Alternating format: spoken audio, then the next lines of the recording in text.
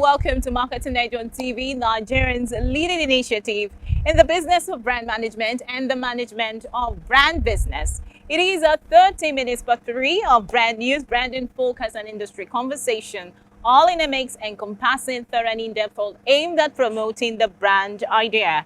I'm Ogale Abikele Mafuru.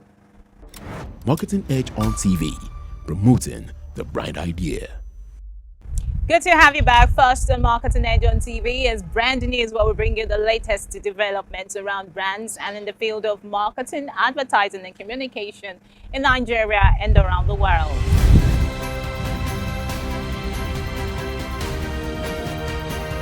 Now on brand news.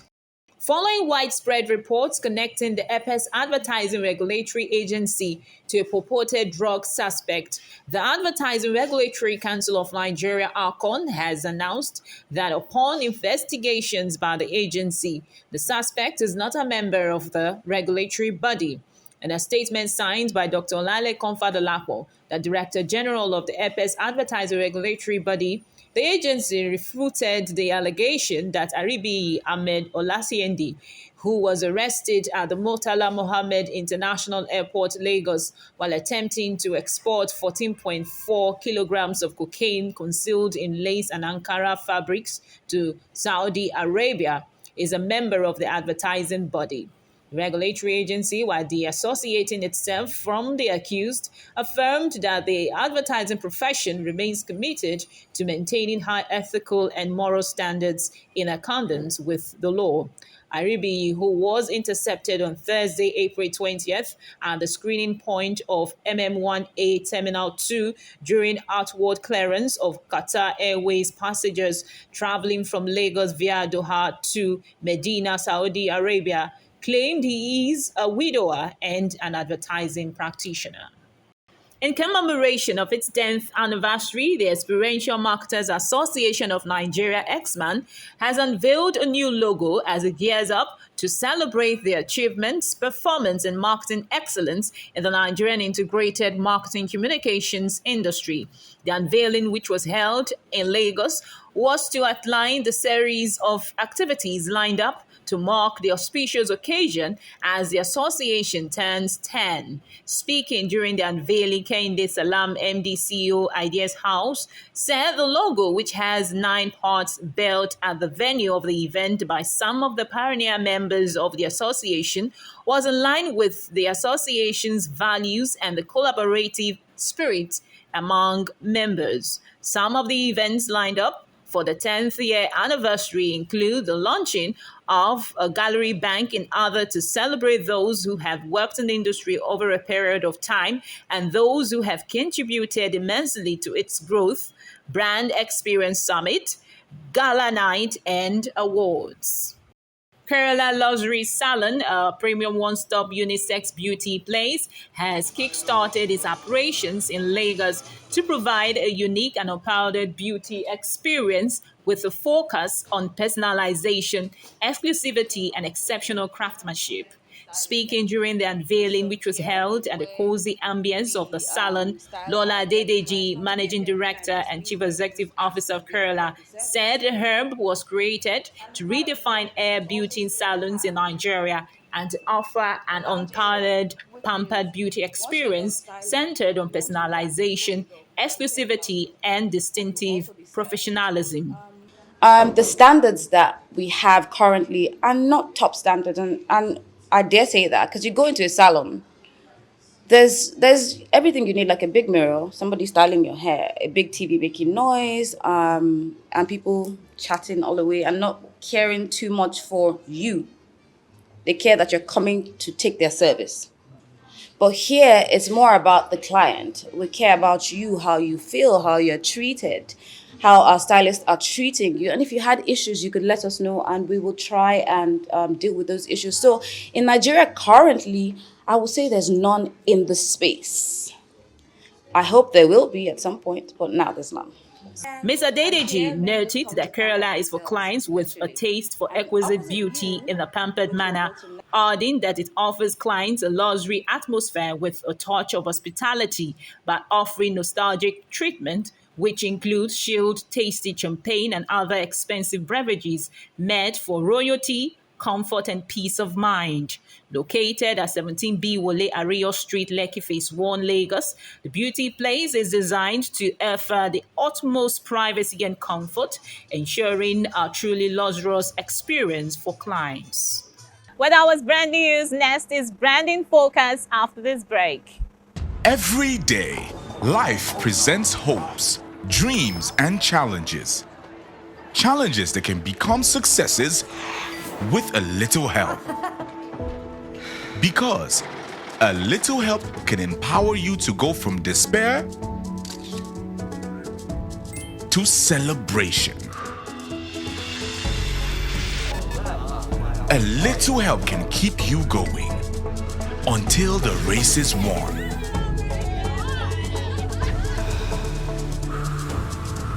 A little help can turn bundles of anxiety into a bundle of joy. And with Glow Data, you get much more than just a little help. You get the biggest data deals in town to make every day glow with small wins and big wins. Dial *777# to select your Glow Data plan. Marketing Edge on TV, promoting the bright idea.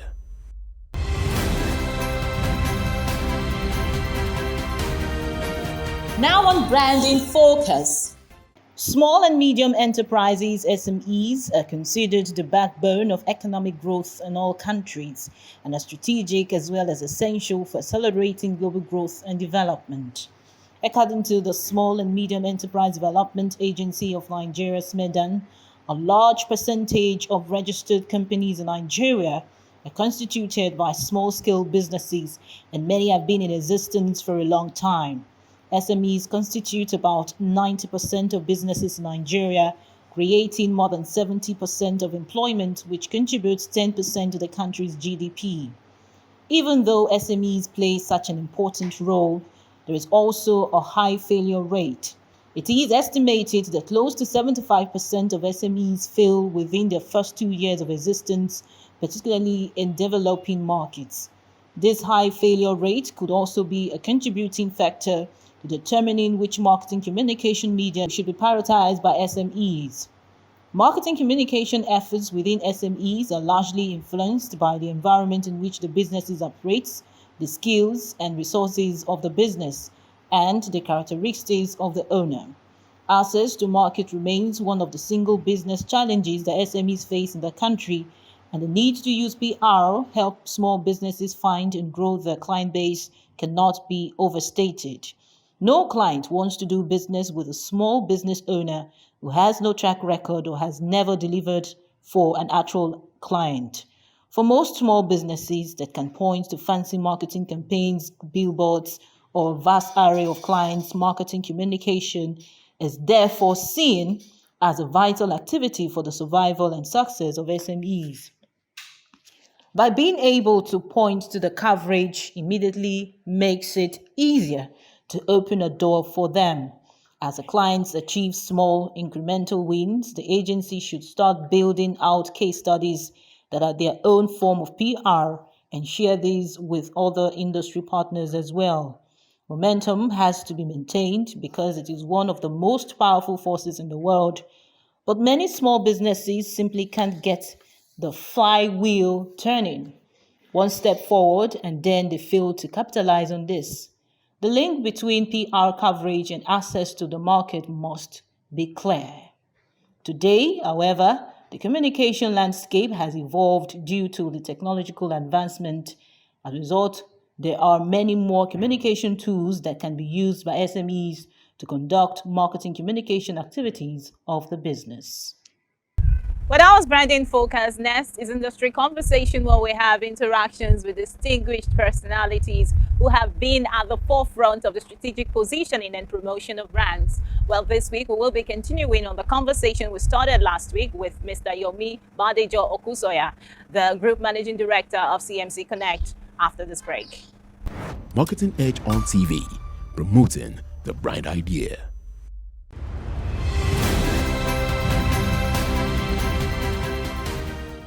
So moving on for the PR industry in Nigeria, what are the trends that will help grow the PR market this year?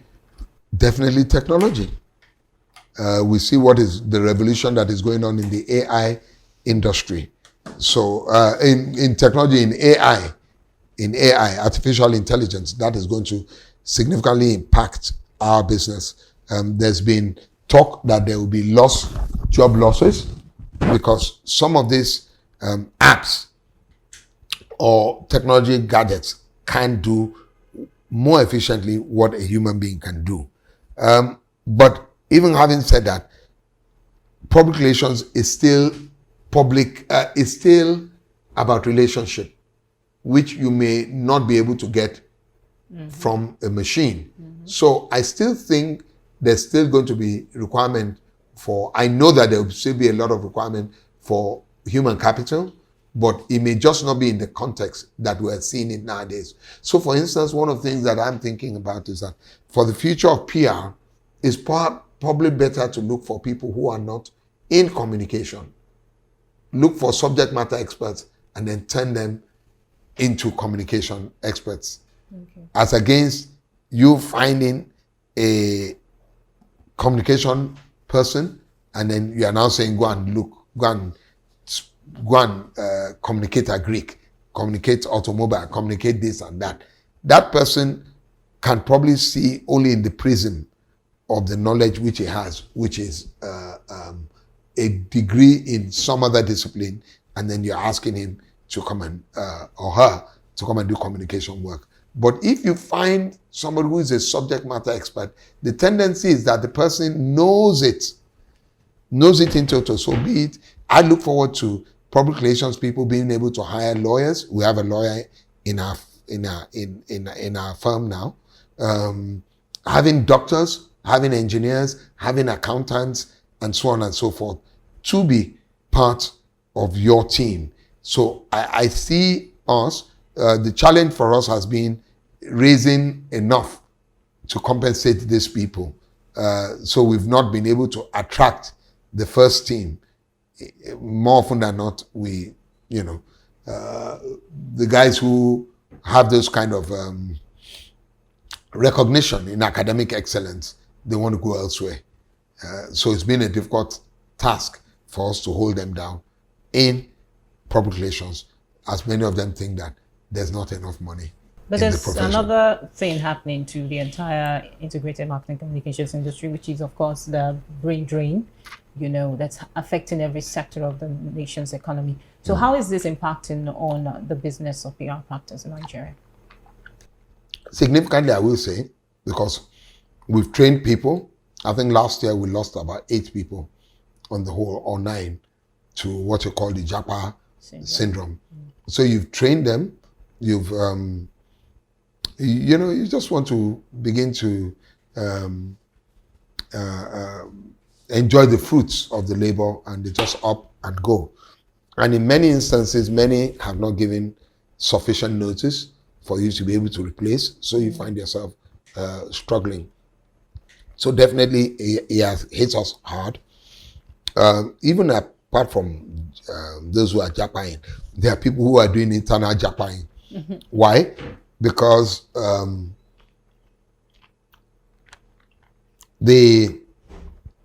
we train those big boys in our industry. They technically fish from the same water that we are fishing. So we have it. So we bring somebody literally raw or just out of university. We train the person for 2-3 years, and a client comes, offers the person 5 times what you can, and he or she is on their jolly way. So while there's external jackpotting, we have also suffered significantly from internal jackpotting. So how are you mitigating the impact on the business? We are looking at technology. How can technology fill the gap? It helps us fill the gap. We also have a kind of unwritten rule to back everybody up. Okay. So the training we give here is that the next person in line must be able to do 60% of your work. That's how we judge you. And so that's how we've been. And then this idea now of having consulting partners, borrowing capacity is also working for us. Okay. So what are the cost-saving opportunities in the PR market? For some of us who have consulting firms, there are a couple of things that have become interesting to us. So let me take the issue of an office. During COVID, all of us were working from home, and we realized all of a sudden that you don't really need an office, especially even if it's a big office. You know, it just feeds into your ego, and we're used to space and all of that. So going forward, I see, one, people reducing significantly their office space and perhaps just having one main office and a few things. In fact, if we were to leave this place, we may not look for a place this big. We may choose to have an office, and the discussion we're having is that, in fact, the office we will take cannot contain all of us at the same time. So what we're going to do is that staff will ration, will rotate. Okay.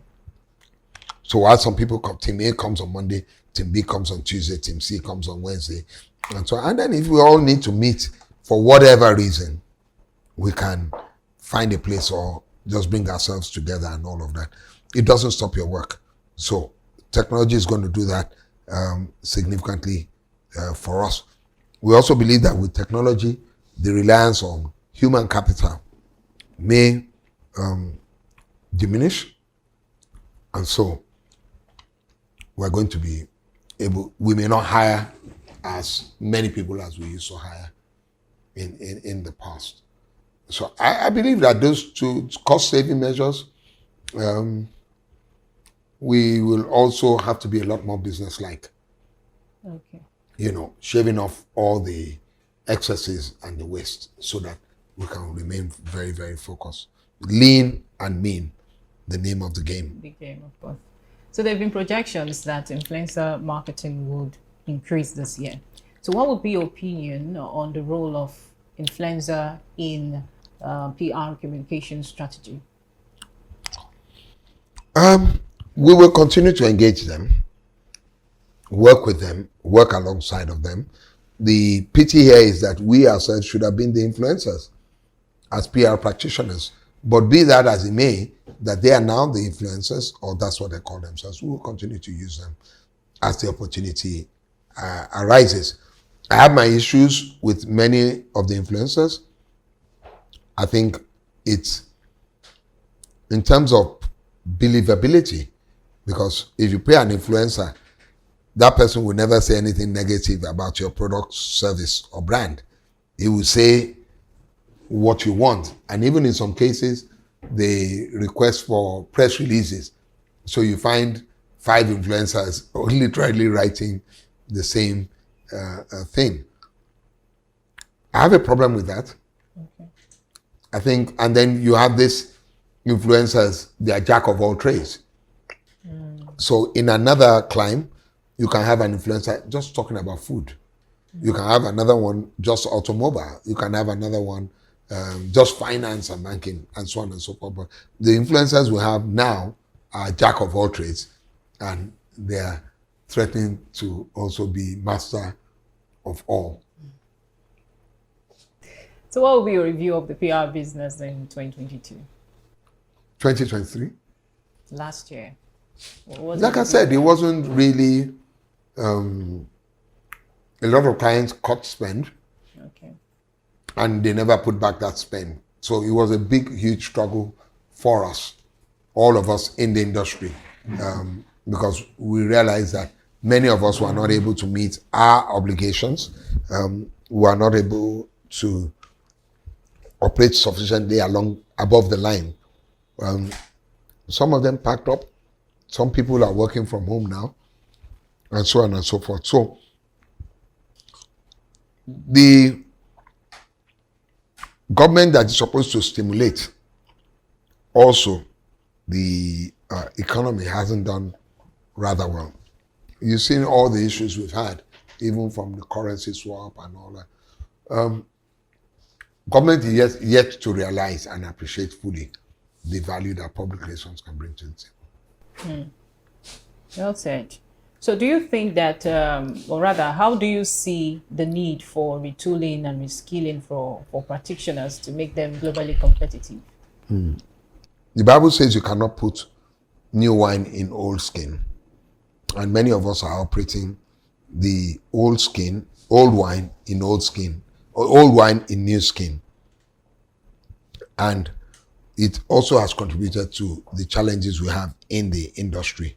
Many of us are not thinking out of the box. Many of us are still selling communication when we should be selling solutions. The client doesn't care. All the client knows is that I have a problem and I want to fix it. Help me to fix it. That's all. So as the president of the African Public Relations Association, what is the association doing to address some of these concerns you just enumerated? Well, we've had extensive discussion on the continental level, and we're going to begin another round of that come May 15th in Lusaka, Zambia, running to May 19th. That's our next conference. We are taking the problem of Africa holistically and seeing how we can have a common approach to solving both the reputation of Africa and then the reputation of the profession, which is why everywhere we go, I beg your pardon, you see us that we engage government. Because in Africa, government is still the catalyst for growth, while in other climes is the private sector or small, medium scale sector is the engine room of the economy. So here we still do a lot of government. So we're trying to educate the government across board to see how they can professionally engage practitioners, because it will definitely make their business more or less challenging after our communication is the key. Of course. So what is the state of the PR practice in Africa compared to other continents of the world? We have some catching up to do. We definitely have some catching up to do. I must admit that. I go to conferences sometimes, Washington, D.C., New York, and I'm asking myself, is it PR that these guys are doing? Because they've gone so far. Don't forget that the big budgets are there. And then secondly, people appreciate it. They appreciate the profession. It's essential to them, not here. So you'll find out that any challenge that is up there, they quickly call a PR person. Here, a challenge can happen and somebody would rather call a journalist. One, because it's cheaper and so on and so forth. And then there are no consequences for action around here. So you can find somebody doing exactly the wrong thing and he can still win an election because there are no consequences. In other climes, somebody lets out a secret or so. If you remember Hillary Clinton, she finally lost because just a few days before the election, the special counsel announced that they were looking at her again. And everybody just said, we don't want this person. And that's how she lost. So some innocuous thing. Here, you find that we are set in our ways, be it ethnic ways, be it tribal ways, be it religious ways. So we say something like, I have made up my mind, don't confuse me with the facts. So we don't take the facts seriously. Integrity is low because what we're saying more or less is that any way is a way. Just as long as you win it, there's no problem. So where's the state?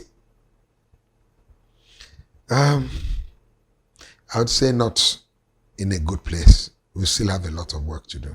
Not in a good place. Thank you so much, sir, for this time. Thank you. Really enjoyed this moment of sharing deep thoughts about the PR practice in Nigeria. Thank you for your time, sir.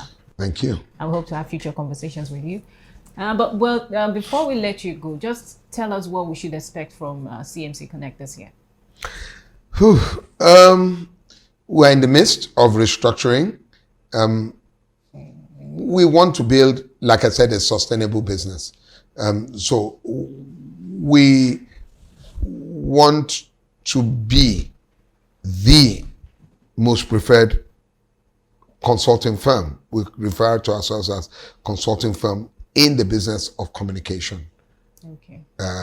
In Nigeria and on the West Coast. So what should you expect from us? Dynamism. This year, we came up with a theme. Our theme for the year is game changer. Game changer. And the whole idea is that, we have evolved. We have entered into a new mold. We're doing new things. So, and I think I mentioned this earlier on, we don't sell communication, we sell solutions.